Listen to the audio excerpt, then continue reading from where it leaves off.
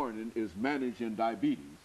And we're fortunate to have again with us during the second segment to talk about some of the issues associated with diabetes, Ms. Consuela Green.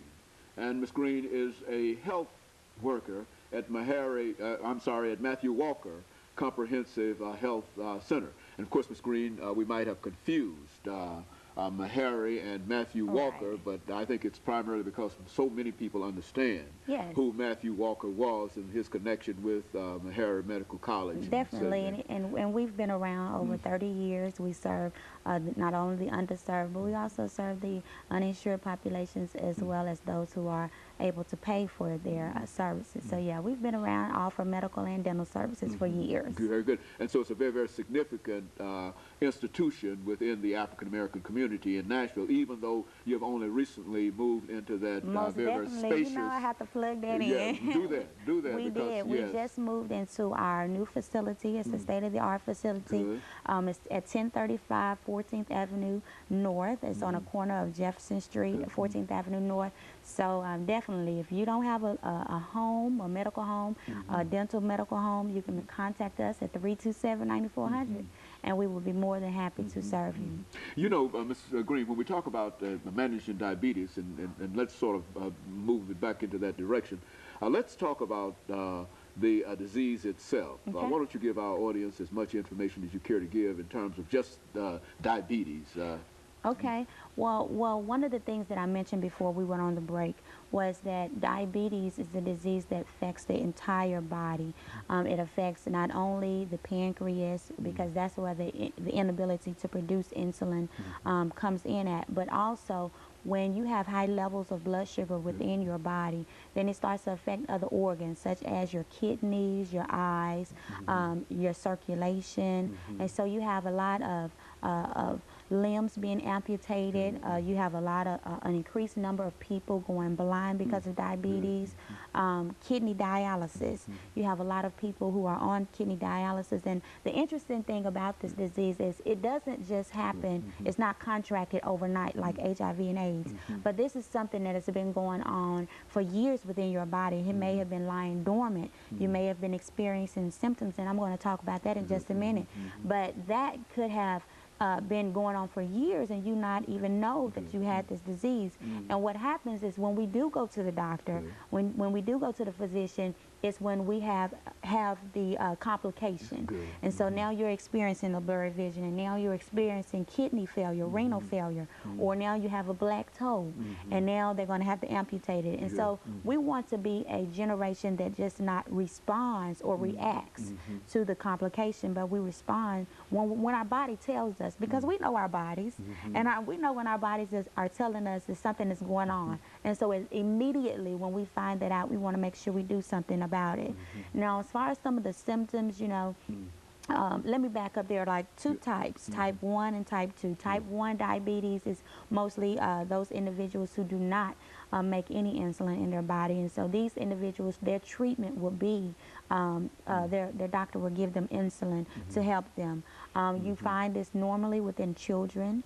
We call it juvenile diabetes. And then there's type 2 diabetes, which is the most common form.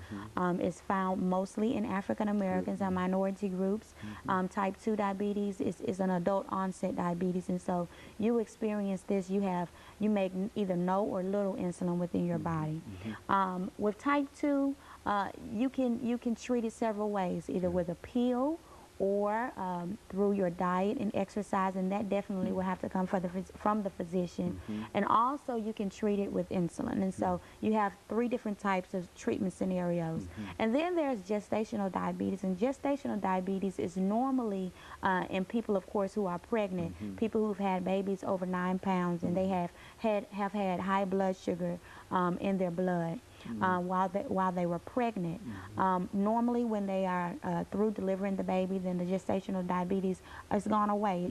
You don't see it anymore, but statistics have told us that later on in years, as they begin to grow and everything, maybe about 50% of these individuals will develop diabetes over time.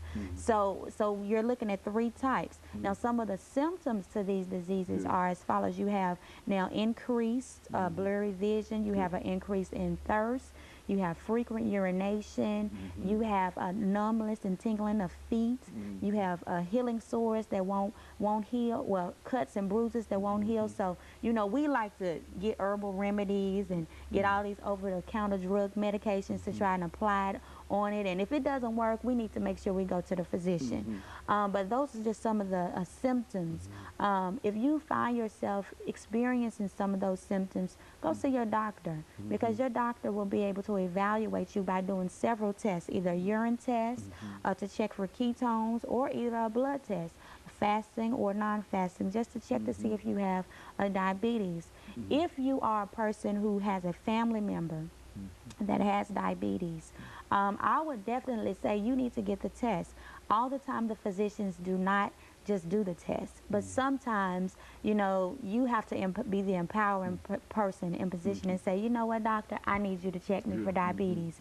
And once you do that, and he checks you, then you can find out whether or not you are living with it, or because if you have a family member that is at risk or who has diabetes, then you are more likely to be at risk, and so your chances of developing diabetes over time has increased definitely. Would you say, Ms. Green, then that because this family member has this disease, that perhaps the eating habits or the non-exercise habits and et cetera of that person who has the disease might also be one of your problems? Is that a suggestion? You know what? With diabetes, only about 20% of individuals develop diabetes through genetically. Good.